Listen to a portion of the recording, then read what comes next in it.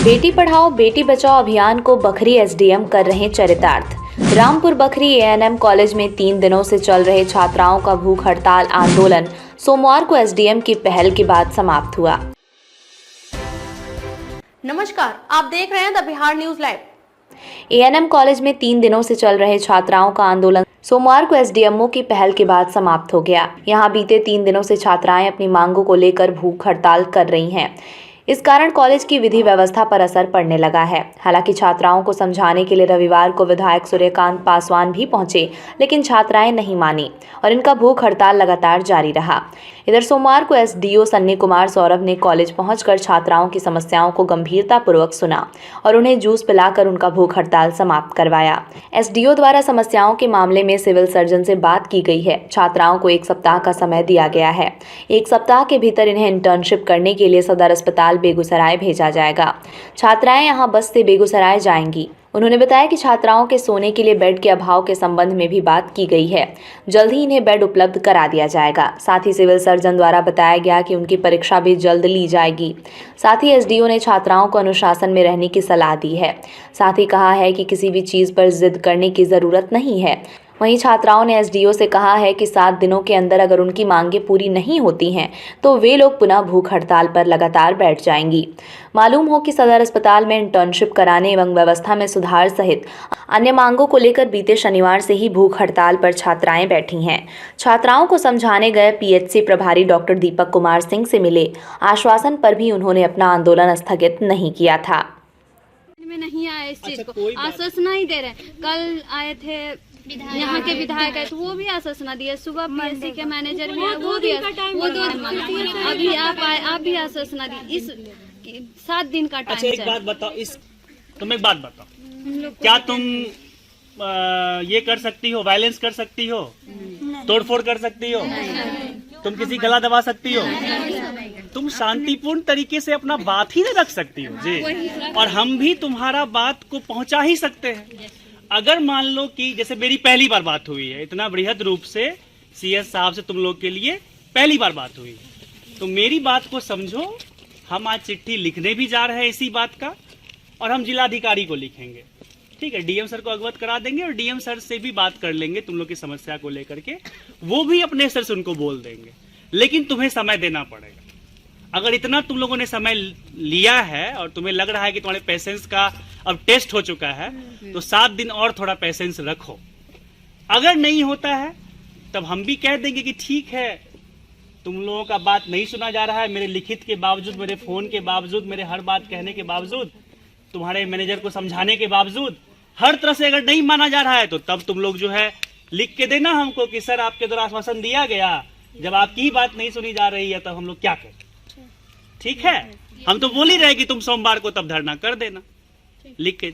लेकिन अभी फिलहाल जो है इसी आश्वासन पे कि सीएस साहब से बात हुई है और तुम लोग की मांगे पूरी होंगी, तुम लोग धरना तोड़ो। मेरी मैम वहाँ पे गई हैं तो सीएस सर को बोली ना, उस चीज मतलब रिटर्न रूप में मेरी मैम को ही दे दिए। तो बोले तो है ही वो जो है, तुम उनको सब कुछ बता दिया गया है, बता दिया। देखो अब हर चीज कैमरे पे नहीं कहा जा सकता है। कुछ फंड होता है, कुछ नहीं होता है, कुछ तरीका निकाला जाता है। जैसे हमको मान लो तुम लोग को पानी पिलाना है, अब अनुमंडल में मेरे पास फंड नहीं है, लेकिन हम तुमको पानी पिलाएंगे तो कहीं से तो व्यवस्था करेंगे ना जी।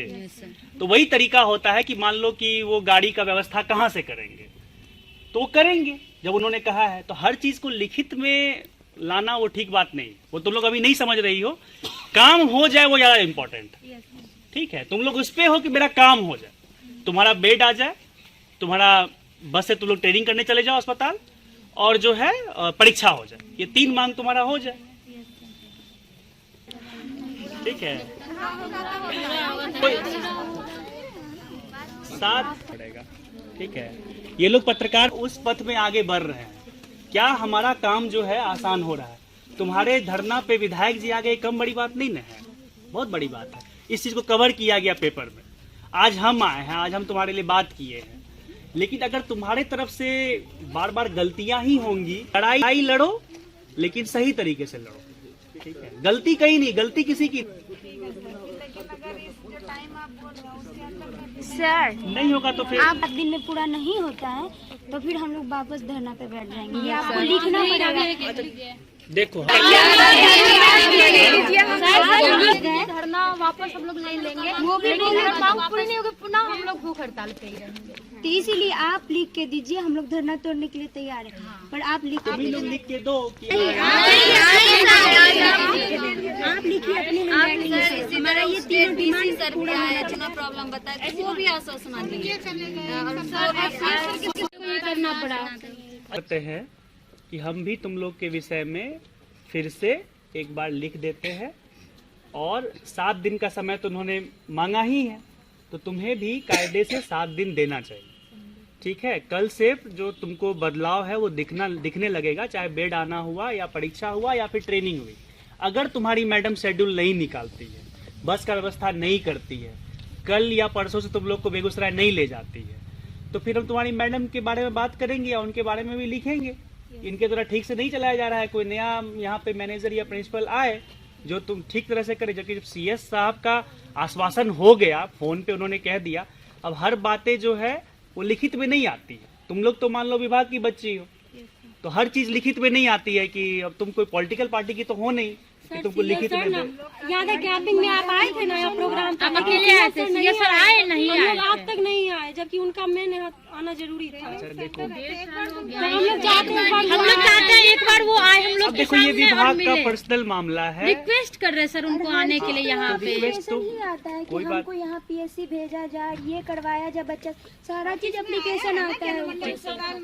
तो फिर इस चीज के लिए भी तो application- जिला के विभाग के मुखिया को जिला के हर संस्थान में पहुंचना जरूरी हो, वो जरूरी नहीं है।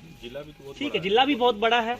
अब हर कोई तुम्हारी तरह हर संस्थान ये कह देगा कि नहीं यहाँ पे, जैसे हम लोग भी चाहते हैं कि DM साहब आए बखरी, लेकिन मान लीजिए कि हर प्रोग्राम में नहीं आ पाते हैं, जब बुलाते हैं फिर बुलाते हैं, तो कोई ऐसा बड़ा चीज होगा तो वो आएंगे। अगर तुम लोग सब कुछ ठीक हो जाएगा और उनको लगेगा कि उनको समय है तो वो आएंगे। उनके ना आने या आने से कोई फर्क नहीं पड़ता है। फर्क ये होना चाहिए कि तुम्हारे जीवन में परिवर्तन हो। तुम लोग जिस कष्ट में अगर तुमको लगता है कि रह रही हो, उसमें परिवर्तन आ जाए। वो परिवर्तन जो है उसके वाहक हम बने, कोई और बने, परिवर्तन होना चाहिए। और दूसरी बात ये है कि तुम लोग कहीं से प्रेरित होकर कोई काम मत करो। कोई तुमको कह रहा है करने को, हमेशा ऐसा क्यों लग रहा है कि हम लोग सर को हमेशा लग रहा है कि हम लोग किसी के बहकावे में आ रहे हैं। 18+ से खुद उतना हम लोग को अपने समझदारी से सर जिस चीज का कमी रहेगा उस ये तो मेरा अधिकार है। हाँ, नहीं बिल्कुल, अधिकार को भी जो है तो सर हम लोग मतलब बस अधिकार के लिए मतलब अब जैसे 7 दिन का समय जैसे बोला गया है, आज की तारीख हो गई 8 हो गया, 8 में 7 और जोड़ दो 15। तो तुम लोग 15 तारीख तक कुछ मत करना, ठीक है? थोड़ा समय दो, तब तक हम भी लिख देते हैं, ठीक है? उनको अपडेट देते रहेंगे। अगर 4-5 दिन में कुछ नहीं होता है, एक बार हमको फोन पे बता देना कि सर आप शनिवार को बोले थे, शुक्रवार तक कुछ नहीं हो रहा है, जितना भी आपने कहा, ठीक है? और तुम्हारे प्रिंसिपल से या मैनेजर से हम अभी फिर बात कर लेंगे जैसे वो लौटती है कि उनसे क्या बातचीत हुई, उनको क्या क्या कहा गया। जैसा कि CS साहब ने कहा, फंड की कमी नहीं है, बस की व्यवस्था हो जाएगी, ट्रेनिंग सदर अस्पताल में होगा, ऐसा उन्होंने कहा है। लेकिन ऑब्वियस सी बात है कि मान लो कि तुम्हारी संख्या कितनी है, 150 है, तो 150 तो एक बस में आओगी नहीं,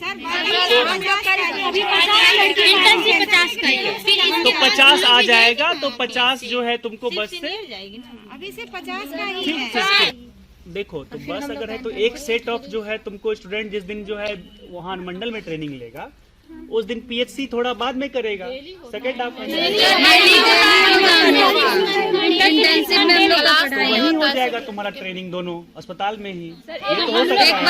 100 लड़के कैसे जाएंगे? सिर्फ 8 घंटे का होता है, दूसरे लोग 8 घंटा ड्यूटी करेंगे, तो हम लोग का ट्रेनिंग कैसे होगा? 3 घंटे का होता है, 8 घंटे का रहेगा। अच्छा, चिंता है, उसके बाद वो चीज भी देखा जाएगा कैसे मिक्स हो सकता है, या एक ही जगह दोनों ट्रेनिंग। ये मैनेजमेंट का है। तुम देखो, सीधी सी बात है, अगर तुम्हारे पास अभी कुछ चीज मिल रही है सुविधा, पहले उसको लो, ठीक है? इमीडिएटली पहले उसको लो, फिर बाद में देखा जाएगा कि टेक्निकल इश्यू है उसको कैसे सॉल्व किया जाए, ठीक? तो और कुछ किसी को कुछ कहना है तो बताओ। अभी फिलहाल तुम लोग को धरना तोड़ना होगा, क्योंकि हम आश्वासन दिए हैं CS साहब को कि तुम लोग धरना समझा देंगे तुम लोग को, और डिसिप्लिनरी एक्शन नहीं ले तुम्हारे ऊपर। सर और 1 सप्ताह के अंदर जो भी चीजें उन्होंने कहा है वो मानेंगे। अगर 1 सप्ताह बाद नहीं कुछ होता है तो फिर बैठ जाना, ठीक है, कोई दिक्कत नहीं। सर उस बिहार से जुड़ी सभी प्रकार की खबरों को सबसे पहले देखने के लिए चैनल को आज ही सब्सक्राइब करें और किसी भी प्रकार के एड विज्ञापन के लिए आज ही संपर्क करें। संपर्क नंबर 8210130831, दूसरा number 9534282179। Founder CEO the Bihar news live Rishu Rajput.